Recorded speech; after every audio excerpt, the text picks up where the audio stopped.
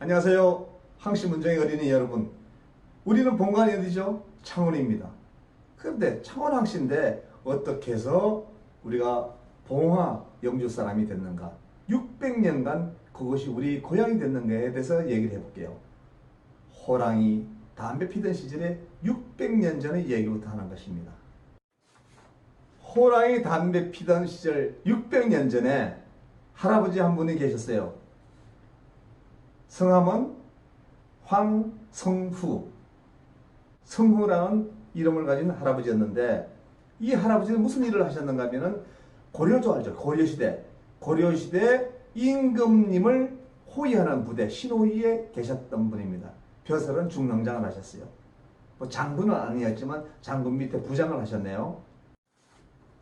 네, 할아버지의 정조 할아버지. 정조 할아버지는 할아버지 아버지를 정조 할아버지라고 하죠. 이 정조 할아버지께서는 고향이 창원이었는데 창원에서 떠나가지고 개성으로 오시는 거예요. 거기서 무슨 일을 하셨는가 하면 임금님을 호위하는 호위부대 응영리에 계시는 거죠. 네. 그런 다음에 할아버지가 계시겠죠. 할아버지는 또 무슨 일을 하시느냐 하면은 이제는 개성에서 사는, 수도에서 사는 사람이에요. 그래서 거기서 과거를 보셔가지고 이제 과거에 합격을 했는데 세상에 발령이 안 나는 거예요. 왜냐하면 임금님이 돌아가시고 그러니까 발령이 안 나요. 그래 할아버지께서는 아들을 2명, 딸을 2명을 낳으셨어요. 근데 그 중에 막내딸이 그냥 그 임금님, 충혜왕이란 임금님이 계셨는데 그 충혜왕의 임금님의 완전히 비서실장이에요. 그분을 갖다가 사위로 얻게 된 거예요.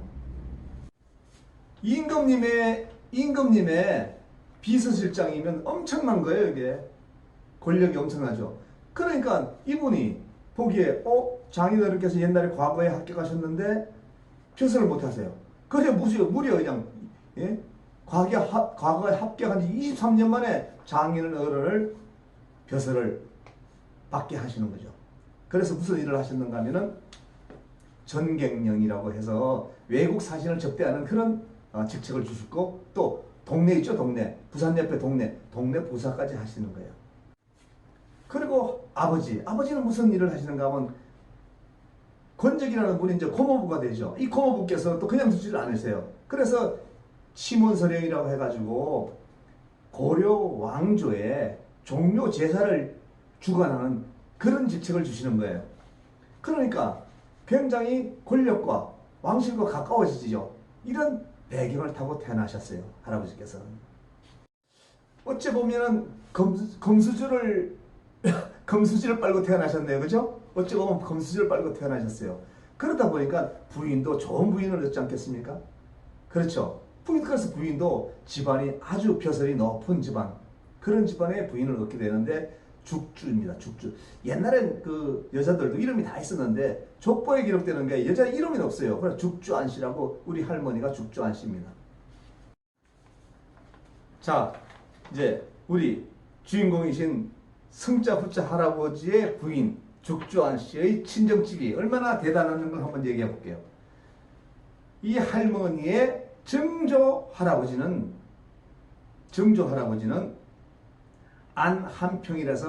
안한평이라고 해서 국가의 공을 세운 양양공입니다. 아주 대단하죠. 그리고 이 할아버지의 이제 할아버지인데 큰 할아버지는 안사경이라 그래가지고 신호위 대장군을 하세요. 이 안사경 할아버지가 참 중요합니다. 이 안사경 할아버지 때문에 우리가 봉화 영주 사람이 됐으니까요. 또 그분의 아들, 그러니까 우리 죽주안씨 할머니의 큰 아버지가 되죠. 큰 아버지는 뭐 하시는가? 안극인이라는 분입니다. 안극인. 대작을 하시는데 이분이 바로 이제 공민왕의 장인이 되시죠. 그 이분의 따님이 누구냐? 바로 공민왕의 부인인 왕비입니다. 왕비. 그러니까 어떻게 되냐면 우리 할머니하고 죽주안씨 할머니하고 육촌자매지간이에요. 얼마나 대단한 집안입니까? 얼마나 권세가 막강한 집안입니까? 참 대단하죠. 이렇게 대단한 집안이었는데 또 호랭이가 담배 피네요. 그 역사는 흘러가지고 어떻게 됐어요? 고려 왕조가 무력해지기 시작하는 거예요. 그래가지고 누가 등장하느냐? 이성계 장군이 왕이 되는 겁니다. 이성계가 나와가지고 그 다음에 이제 어떻게 되겠어요?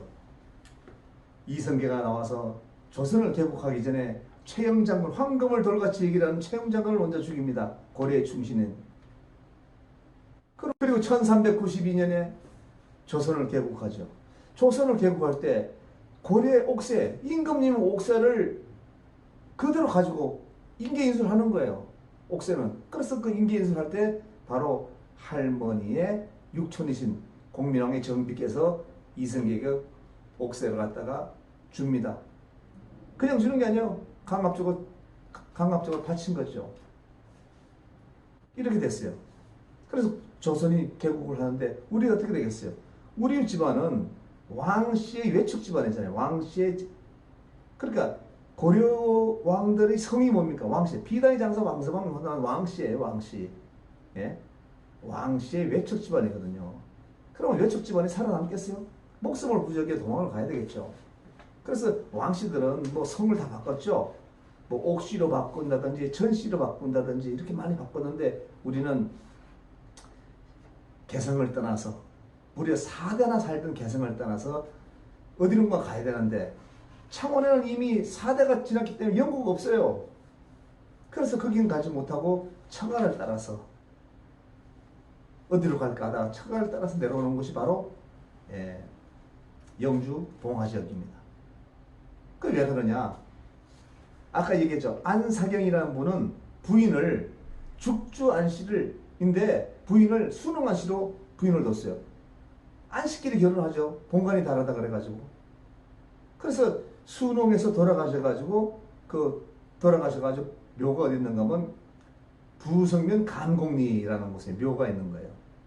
이분의 손녀딸이 바로 공민왕의 정비고 또 손자가 안성경이라는 어른인데 이 안성경이라는 분이 아주 중요하죠. 왜냐하면 우리 문 중에 병산 땅을 물려주신 분이니까요. 이 안성경이라는 분은 우리 할머니의 죽주한씨 할머니의 육촌입니다. 육촌.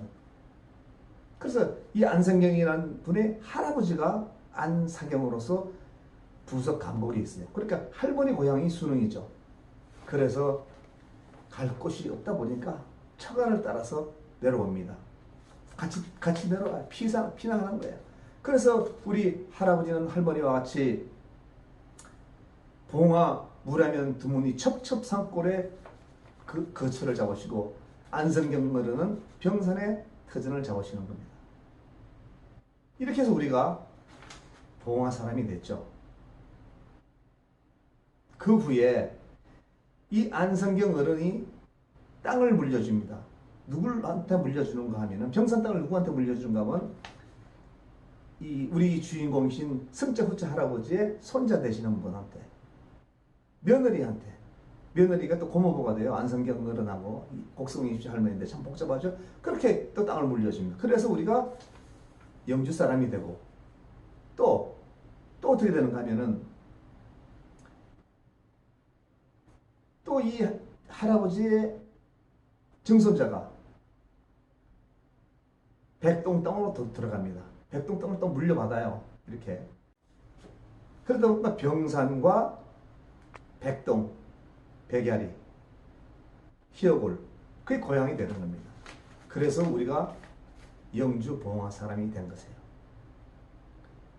전설 따라 삼천이 같죠? 근데 그게 아니에요.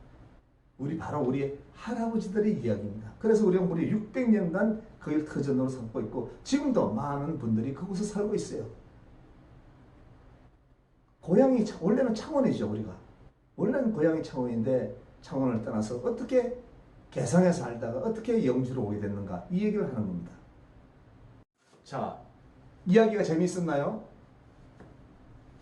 바로 우리 할아버지의 얘기를 제가 어린이 여러분, 청소년 여러분들을 위해서 이렇게 꾸며봤어요. 누구한테도 듣지 못하던 이런 얘기를 들어봤어요. 호랑이 담배 피던 시절의 얘기를 하는 것 같은데, 여러분, 호랑이가 담배를 옛날 폈나요? 안 폈죠? 거짓말이죠, 그건. 근데 이것은 거짓말이 아니고 족보에 기록된 사실, 역사적 사실입니다. 진실이에요. 청소년 여러분, 담배 피지 마세요. 호랑이 담배 안 폈습니다. 담배 피면 건강에도 안 좋고 여러모로 안 좋아요. 기형아 출생하고. 자, 오늘 얘기가 재밌었으면 박수 한번 쳐주세요. 감사합니다.